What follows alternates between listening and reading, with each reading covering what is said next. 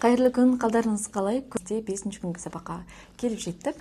Яғни біз 5-ші чакраны бірге үйренетін боламыз. 5-ші чакра бұл біздің тамағымызда орналасқан. Ішімдегі ашуымды, өкпемді, ренішімді сыртқа білдіре алмаймын, іште сақтап қалам. Себебі бізде тәрбие сондай болды ма?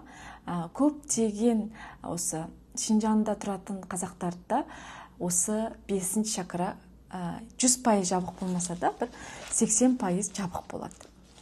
Оның бір себебі біз үнемі ішіміздегі ойымызды, одан кейінгісі айтқымыз келетін өкпе, ренішті барлығын ішке сақтаймыз. Ең бірінші 5-ші чакра қарым-қатынас, ол ойға жауап береді. Егер сіз өз ойыңызды еркін айта алатын болсаңыз, пікірлерде өз ойыңызды айтуға жасқанбай алға шығатын болсаңыз, демек сіздің 5-ші чакраныз ашық деген сөз. Екіншісі, өз өнерін көрсете алу. Егер сіз жұрт алдында өлең оқуға, би билеуге, ән айтуға жасқанбай, өз өнеріңізді еркін түрде көрсете алатын болсаңыз, демек сізде 5-ші чакра ашық деген сөз. Кейбір кісілерде үйде өте мықты ән айтады, өлең оқиды, сөз сөйлейді, бірақ жұрттың алдына келген кезде кішкене қобалжып, тамағы қысылып, өз-өзін ұстай алмай қалады. Себебі ол кісіде осы 5-ші чакра жабық деген сөз. Келесісі, өзін-өзі көрсету жабық. Яғни, өзіңіздің ішіңізде тұратын бір алып бір күш болады, оны сіз ғана білесіз.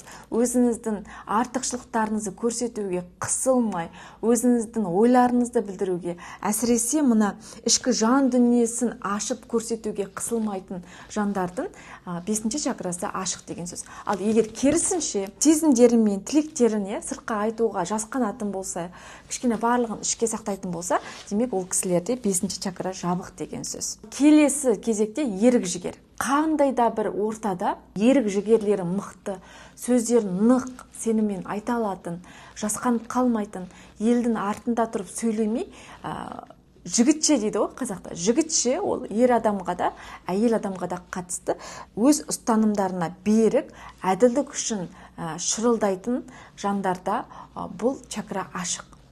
Яғни сіз өз пікіріңізден біреулердің ойы арқылы өзгермей, өз ойыңызды сақтап қалып, алға шығатын болсаңыз, сізде 5-ші чакра ашық деген сөз. Егер 5-ші чакра сіздерде жабық болатын болса, сіздің болмысыңызға, табиғатыңызға қалай әсер етеді? Ең бірінші, жұрттың алдында өз ойыңызды білдіруге, тойда, тілек айтуға, және де сабақ кезінде сабақ сөйлеуге, жұмыста, жиналыстарда өз ойыңызды білдіріп, бір жоба қорғаған кезде қатты дірілдейсіз. Сөзіңіз аузыңыздан бір жылап шығады. Өз пікіріңізді ұмытып қаласыз. Екіншісі, 5-ші чакра жабық адамдар көбінесе көп өтірік айтады. Біреулерді ренжітіп алмайын деп өте көп өтірік айтатын кісілер болады ғой. Зияны жоқ өтіріктер. Тіпті зияны бар өтіріктерді өте көп айтады. Және де бұл денсаулық жағынан қалай әсер етеді десеңіздер, тамақ өте ауыр, көп ауырады, әсіресе ангина. Қанша безінің ауруы. Одан кейінгісі сыртқы болмысында өте қатты тұйық қыздар.